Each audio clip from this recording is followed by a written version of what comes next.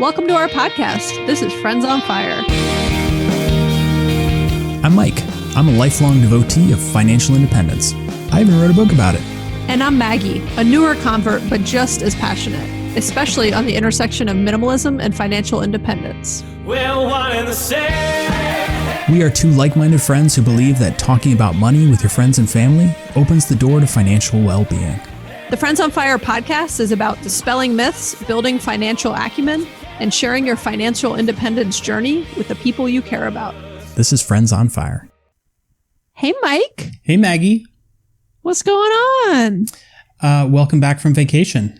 Yeah, we both have that post-vacation glow. Yes, mine's going to last for a long time, I think. Mine's a little bit of sunburn mixed with a post-vacation glow. Oh, well, it looks very nice. Oh, thanks. So we did an episode. What episode was it? I feel like it might have been the previous episode, and I just don't remember because I'm... No, because we bulk recorded a bunch of episodes just so we could go on vacation. Which was our vaxication episode? Episode 98 was 11 tips to plan your dream summer vaxication. Yes. So we talked about vaxications in theory and how it's now like a popular term and people are going on their first vacations. Vaccinification. Yes. It's got a lot of terms. You nailed it. Vaxication, yep. I think has the nicest ring I think it's to it. Vaccinification. Oh, yes. No, you're right. You got it. That's good. Like just rolls right off the tongue. So we thought it'd be interesting to do a follow-up episode to that, not just to share our reflections on travel, but to share our specific costs. Because one of the themes that comes up in this show is that when you actually talk to your friends about money, because that's our thing, Maggie, if you remember, and you share specific costs about kind of ordinary things, I think it can be quite eye-opening for people to compare to. I was going to say illuminating, which I think is the same as eye-opening. Yes. Helps you see better. Yes. And I think back to the example you gave about how you were sharing your car insurance costs with your friends and how everybody has car insurance, just like everybody goes on vacation, but you really had no idea if it was high or low or how to do things differently. And so while this is going to be a hopefully interesting summary of the way we travel with our families, hopefully you will be able to learn something about how your costs compare to the way we do it. Yes, this is going to be a vacation expenses gone wild, right? We're going to, maybe that's a bad reference to make. But we're going to share all of the, nitty and gritty, well, as much as you're going to want to hear of the detail of what we spent on our vacation. And I think it's going to be really interesting, or I don't know, really interesting, mildly interesting. Let's not oversell it. I mean, depends what you're interested in. You might learn something. And I think most importantly, like Mike said, there's just value that comes from learning what other people spend their money on. And I think travel, to me, it's one of my favorite categories to spend money on. It's the number one category that I prioritize, aside from, basic living expenses and needs, obviously. Like food?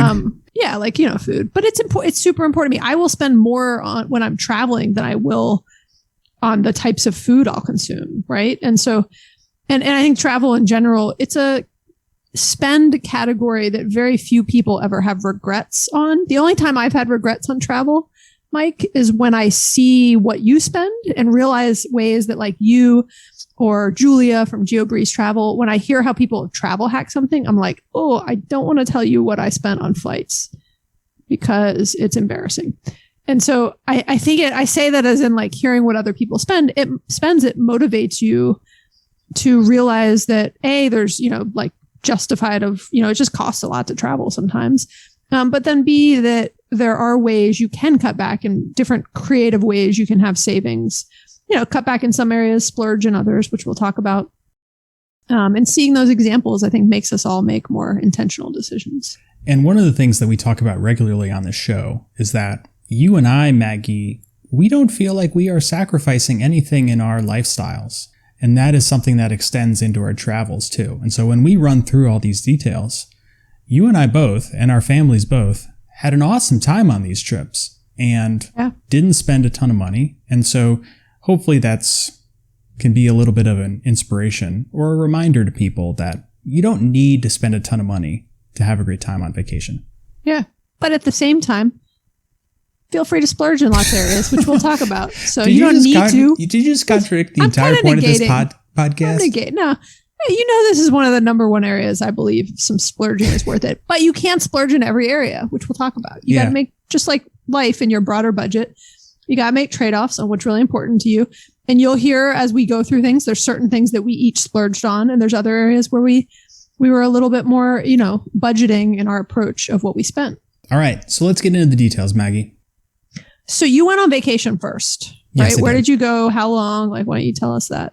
We went to Colorado, went into the mountains. We were there for 13 days, and it was an incredible trip. I love Colorado. I've been out there many, many times over my life, but my family had never been out there. My kids specifically had never been out there. And I really wanted to go. Britta had been?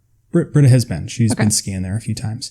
And so we really wanted to have our kids experience this and experience something that I had grown up doing, because we're from St. Louis originally, and so it's not too far of a drive from St. Louis to Colorado. And so we used to do that a few times. And so we spent the first week in the Vail Valley, so ski resort area. And then we spent the next week in Estes Park, which is right at the entrance of Rocky Mountain National Park. And you should clarify, ski resort area, but not during ski season. Yes, there was quite a bit of snow at the tops of the mountains and on some of these trails. But you're right. I think Colorado is a very different vibe, and it's just like different stuff you do in ski season. Oh, versus, totally different. Summer. And they're both fun, but for very different reasons. Yeah. So that was our trip. What about you, Maggie? So I think 1 week, did I go 1 week into your vacation? I left, right? Yeah. So we overlapped for a little bit. We had to do a lot of podcast prepping to make sure that we still had a weekly podcast delivery and still enjoyed our vacations. Because we owe it to you, our listeners. I know. You guys, in case anyone wants to hear the magic that happens behind the scenes to keep this weekly podcast going. So we went to St. Thomas in the U.S. Virgin Islands for 2 weeks, which is where my husband grew up. He went to high school, grew up from a young age all the way through high school. And his mother, my mother-in-law, his mother still lives there. So we essentially went to visit her, but, not a bad place to have to go visit your mother-in-law. And, we hadn't seen her in 2 years post-COVID. So we knew it would be like a family trip, but there's also, amazing, awesome things to do in the Virgin Islands.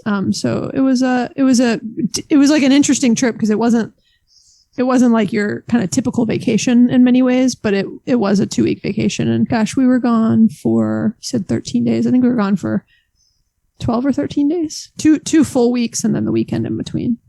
That was the shortest description of anything I've heard you give. Look at that. Is That's this like brevity. a post-vaxication change for you? It might be. I'm having a busy day. Maybe it's I got to get through this. And I think, the other thing is, Mike, first off, I'll take the compliment. Thank you. But also, we'll get into some of the details of that trip as we do our cost breakdown for each of our vacations.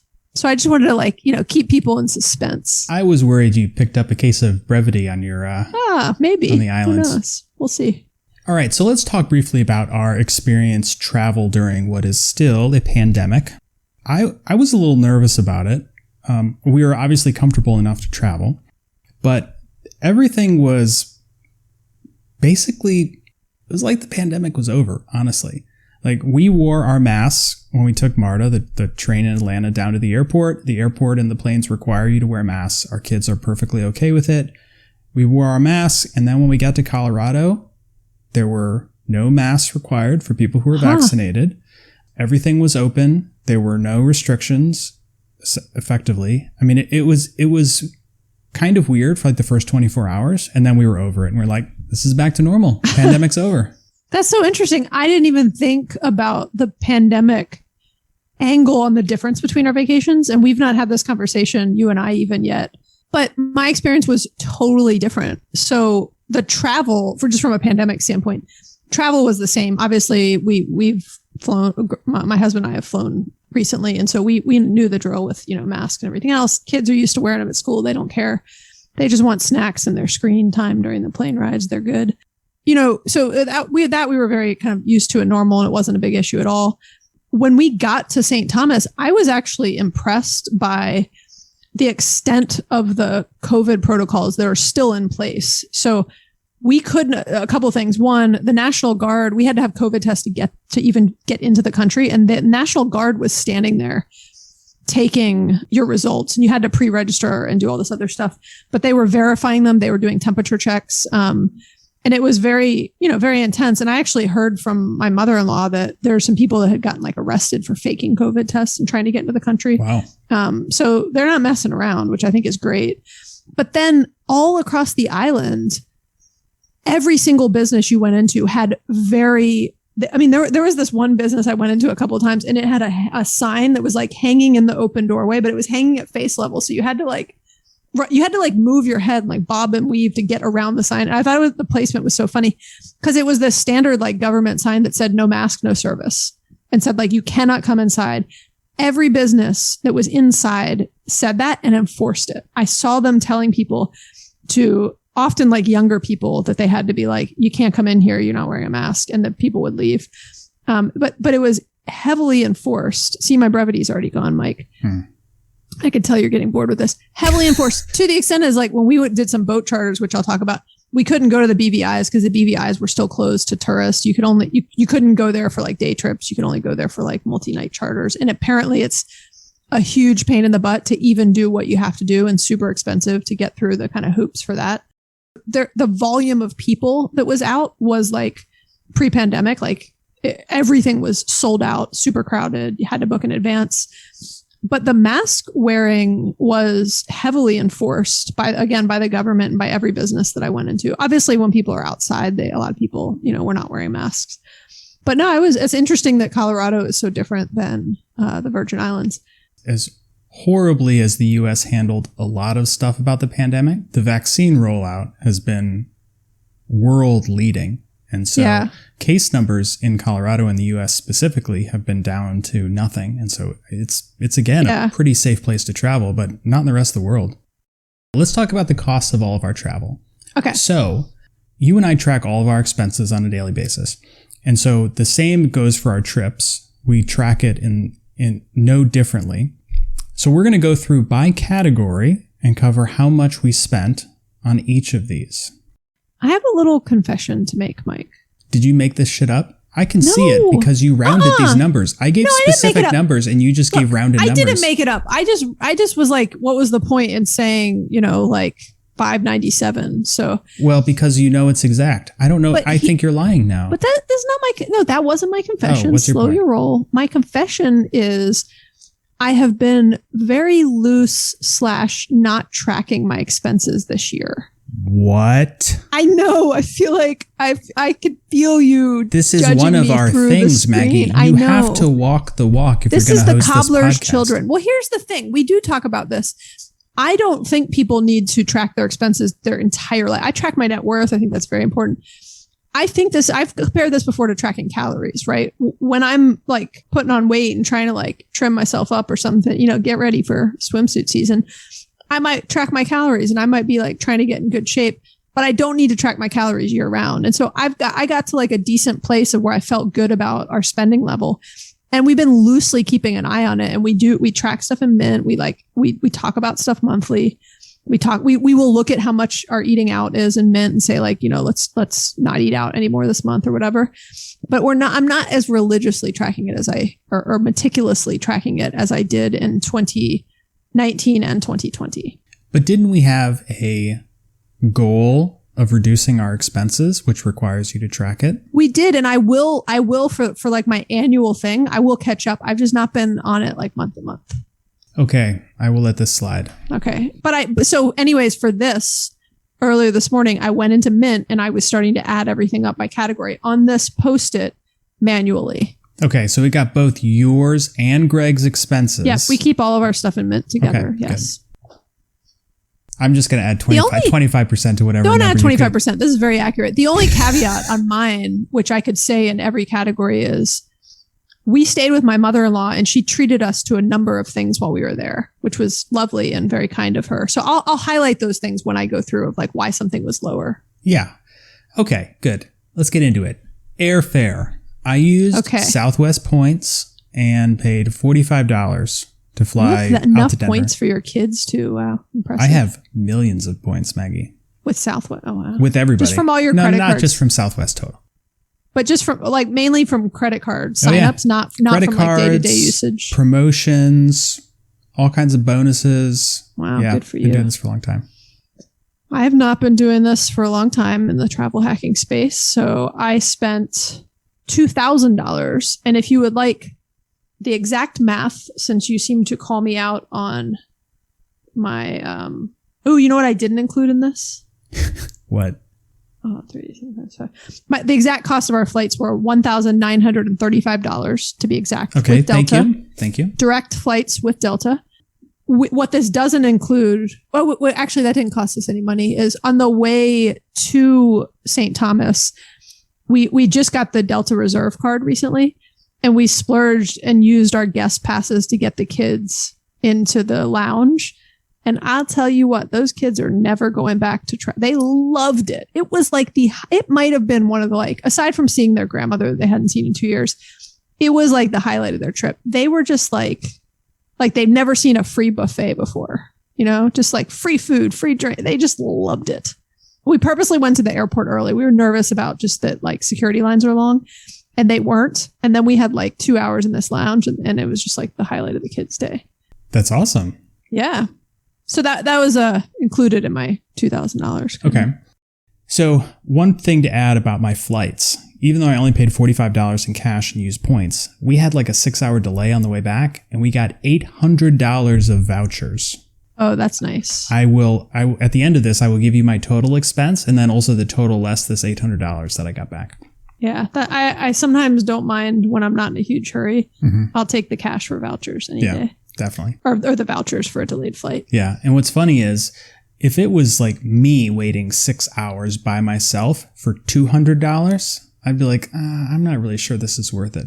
But since I have to wait there anyway for 6 hours, I now get $800 because I get them for all 4 of my travelers. So that's funny. Yeah. Different dynamic. So I just did the math. I spent 97% more on my flights than you did because you used points. Mm-hmm. And for what it's worth, that $2,000 was what I, at the time, considered an awesome deal, because typically it can cost anywhere from like $700 to $900 to get a direct flight to St. Thomas. And even like pre-pandemic, when his mom would come to visit, she regularly would spend $800. Wow. All right. Well so done. To me, when there were deals for like low 300s plus fees, I was like, that's awesome. That's why we decided to go. So let's move on to lodging. Okay. Now, you and I both were the beneficiaries of some free lodging during this trip. And you might be thinking, if you're listening to this, you're like, well, of course they had low travel costs. They got to stay someplace for free. But the point of this is that we made travel plans to take advantage of these opportunities. And everybody has family in different places. They have friends in different places. So if you are planning strategically, you too can go find free or low cost opportunities where you are leveraging some of your relationships. We spent the first week in Vail for free, spent the second week in Estes Park, where we spent $1,116. Was that all at the YMCA? That was all at the YMCA of the Rockies. And so it wasn't super expensive, but relatively expensive per night. But when you look at it for the entire trip, it was only $86 a night that we spent on lodging. It's pretty good for a family of 4. Yeah. Solid. What about you, Okay. Maggie? I spent $0 on lodging. Nice. Perhaps I should have left, in hindsight, maybe I should have left my mother-in-law a tip or something. We stayed with my mother-in-law. She has a pretty small place with a little side cottage area also. So the kids stayed in her guest room, and Greg and I stayed in the cottage that's like right next door. And yeah, $0. All right. That's pretty good. Can't beat that. Though we spent $0, there certainly were trade-offs. It was a very different environment than staying in a hotel. And you're like in somebody else's house, in their space with all their stuff. It's just a different vibe. So it's interesting. One of our observations as a family was just how much different it is when you're like staying in somebody else's house and in their space versus when you have like your own private, sparsely furnished hotel room or, cabin or resort or wherever you might be staying. But it's back to the kind of trade-off point of like, hey, we went to go visit family. And B, it's just the trade-off in cost of, we spent more on airfare, but we didn't pay anything with lodging, and the trade-offs you get as a result of that. And we did some splurging in activities, which I'll talk about eventually, as a result of, saving so much on like lodging and car rental and stuff. So moving on to car rental and transportation. In our vaxication episode, we talked about the price of car rentals and how it's just crazy, like $200 per day. This could totally kill your budget for a trip. I was very lucky. We booked this car rental a while ago, many months ago, before the recovery was clear. And so we spent $6.99, which is still relatively expensive for 2 weeks. Does that include gas? No, this does not include gas. Wait a minute. Where'd you put your gas cost? I put it into the all other expenses category. I think we probably spent like $80 on gas. We only filled up twice. Okay. So $6.99, which is $54 a day. And funny story, we had booked obviously like a small car, whatever was crappy and cheap from Enterprise. And when we got there, they're like, we don't really have your car ready, but would you like an SUV? And I'm like, yeah, sure. And they're like, what about this one? And it was an Audi Q3. And I'm like, Audi, sorry. It's okay. Tomato, but it's Audi. So it was an Audi Q3, super nice car, huge moonroof like yours in your Outback, which I enjoyed. So we had this sweet ride the whole time. Have you been converted? Are you now like, I would like to every day own a luxury car? I mean, it was nice, but it's not worth the tens of thousands of dollars more that it would cost me versus something else. So I think I'm over it. It was a nice treat though.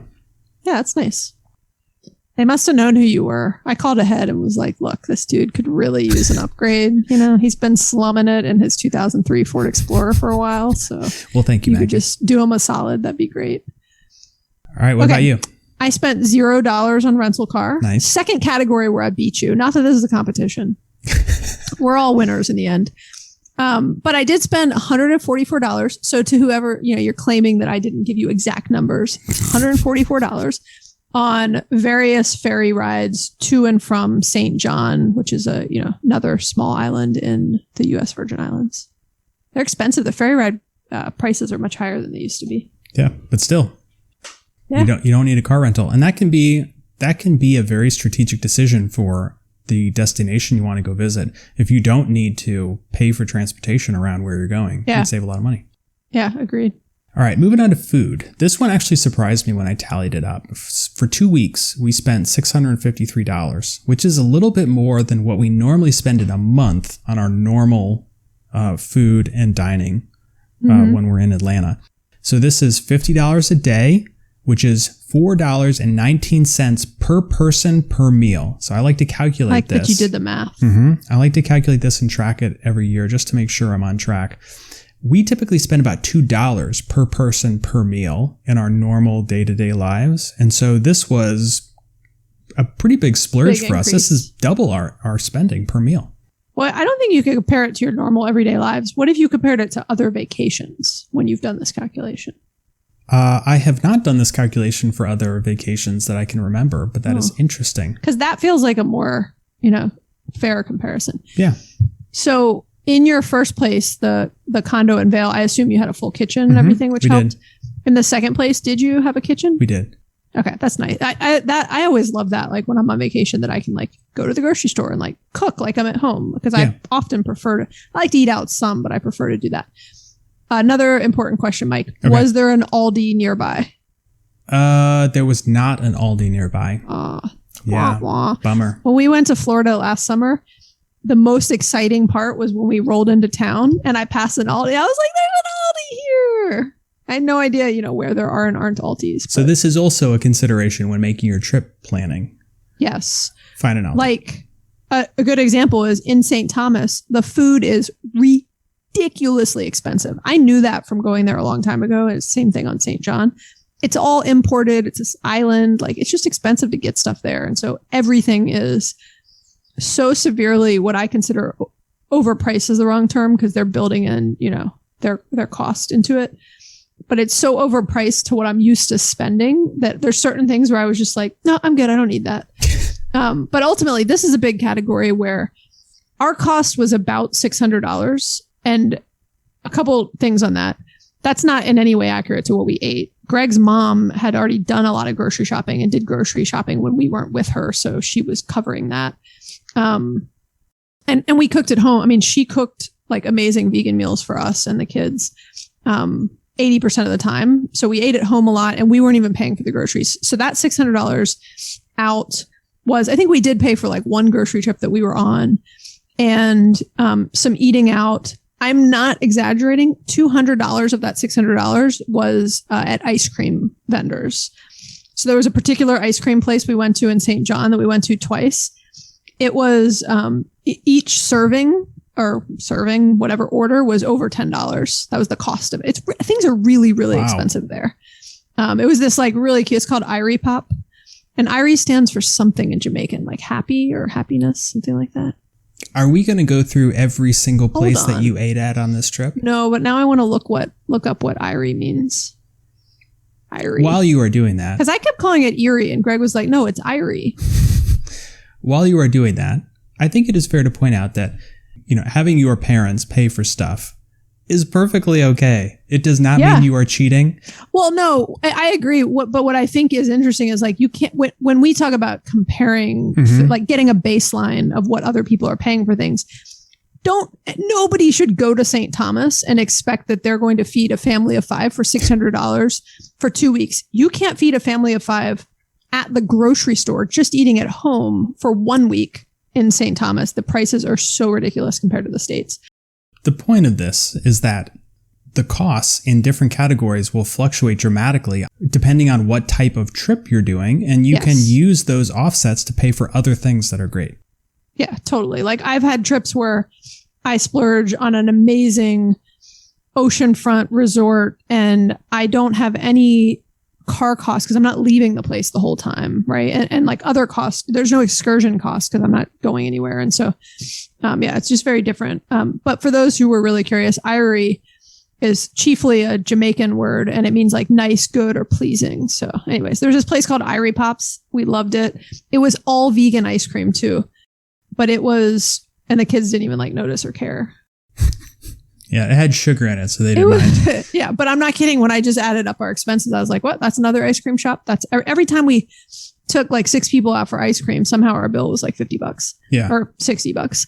And we there's some alcohol in there. Yeah, so that was our food. Okay, great. A lot of detail on the ice cream. Glad you were able to not detail. To splurge on that. Let's move on to activities and everything else. Okay. Now, I did see that you added a final category, clothing and gifts, and I have a comment about this when we get to it. But let's talk about activities and everything else, because this is where I lumped in all my other remaining expenses. We spent $944, which included 2 days of camp for both kids at the YMCA of the Rockies, a place where I went to camp as a little kid, about their age. And so it was really cool to see them. Did the kids have fun? Oh, they loved it. They just thought it was the best experience ever. A fantastic camp. But we also went horseback riding, like an hour of horseback riding is $250 for the family. We went fishing. We did rock climbing. We did all kinds of stuff that, were fun activities that were unique to this place. But we also, bought some clothes and did some other little things. And so this is a catch-all for all my remaining costs. Okay. My activities and almost everything else, but I had a big enough category that, like Mike said, I broke out of clothing and gifts, was about $1,400. On this, I was adding up so many numbers and there was some cash tips involved. So that's why we're at an even number, Mike, because I didn't know the exact number, but it's right around there. We did a full day boat charter, which was very expensive. We did a half day boat charter, which was also very expensive. Greg's mom paid for one of the boat charter days. So that's not even in here. This would have been like $2,500 if I included that also. But they were some of the best days I've ever had on vacation. It's amazing to see the islands like by boat versus other ways. Kids had a blast. It was just some really, really cool memories. So the boat charters to me were totally worth it. We did a kayak snorkel tour one day. We took the kids to this place called Coral World. They had a great time at. So we were like, we weren't at a resort. We were at my mother-in-law's house. And so we went and did a lot of excursions as a result of that, because it's not like we could just walk out of, the front door and go swim in a pool or go, walk right on the beach or something. So that was one of our, most expensive categories, with the exception of airfare. And then moving on to your final category of clothing and gifts.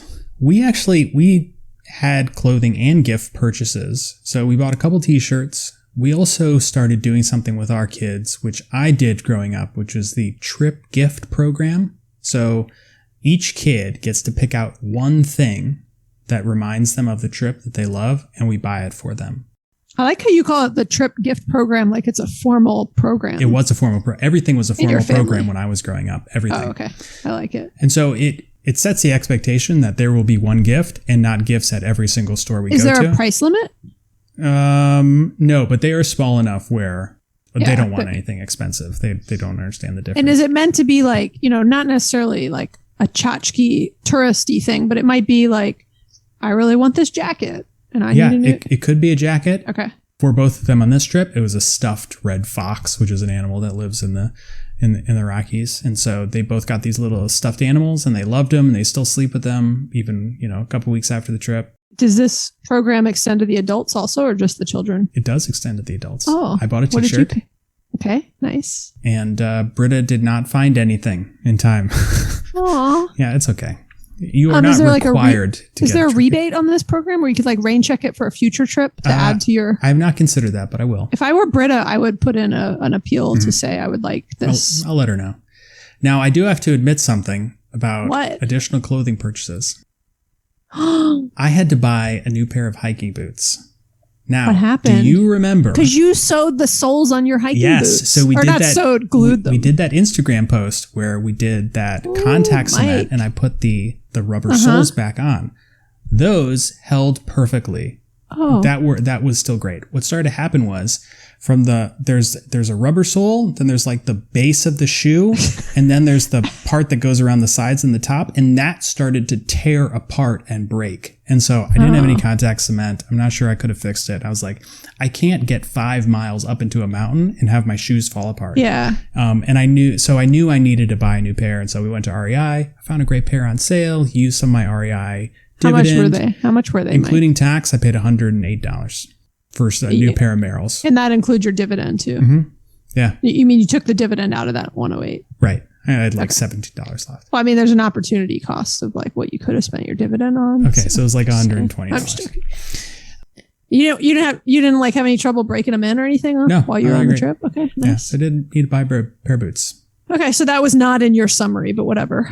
It was in the 944 though. I included it. Oh, you did. Okay, good. Okay, look at you. I just didn't call it out. Okay, fine. On that note, final category that I added of just my own, like you didn't separate it out, but I did, was clothing and gifts. When I was doing our totals, we spent enough that I just kind of broke this out. But we had a couple of things where like we got really burned one day on the boat, and so like we bought long sleeves, SPF swim shirts, which was a very good investment. We'll use them again. We bought the kid. Greg and I were like on a day trip by ourselves one day, and like we bought the kids shirts that we knew they'd be excited about.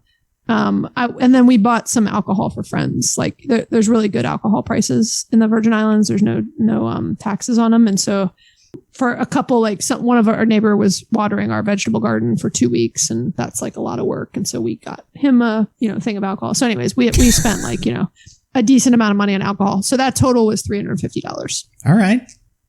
So for the total for our trips, I spent $3,313. If you factor in the credit I got on the flights, $2,513. You mean the voucher from coming home? Yep. Yeah. Wow.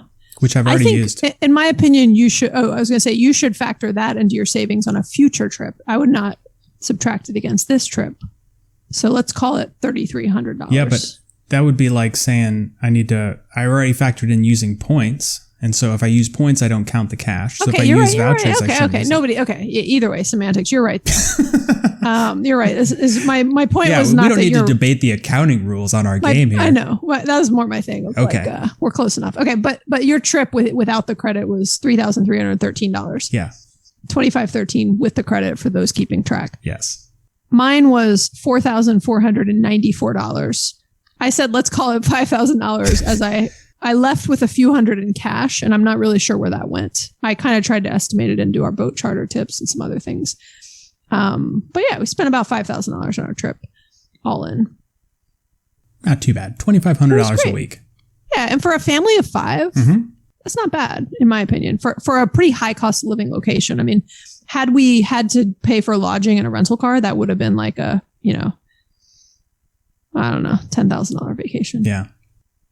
All right. So let's wrap this up by hitting some of the highlights and then our 3 key takeaways. So some places where we cut back on expenses. You stayed with family. We stayed in a friend's cabin. And it was great fun and also convenient for us. So this was not a sacrifice we were making. I used points for the airfare.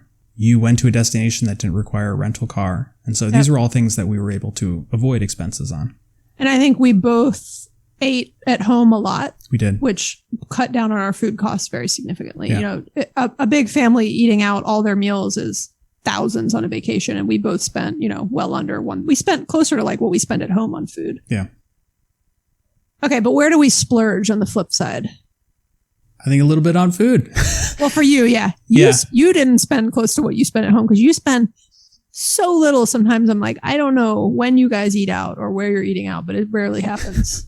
I'm impressed. So we did go out for more meals than normal because our normal over the past 18 months has been no meals out whatsoever because there's a pandemic. So this was the first time we had been to restaurants and it was sort of exciting. I might even call it revenge spending. It's funny. Any like memorable meals stand out? Yes, we went to a great famous breakfast spot in Vail and just had like a big traditional breakfast that we had not had in like French 2 years. Toast, yeah, French toast, pancakes, all that sort of stuff. And so it was good food, but it was just doing it for the first time in such a long time was really awesome. Yeah, it's cool. Our splurges were excursions. So like I said, we were in like a residential home, not a resort. And so we wanted to like get out and do stuff. And so, we spent a good bit of money on excursions and doing some boat charters, which again were the highlight of the trip.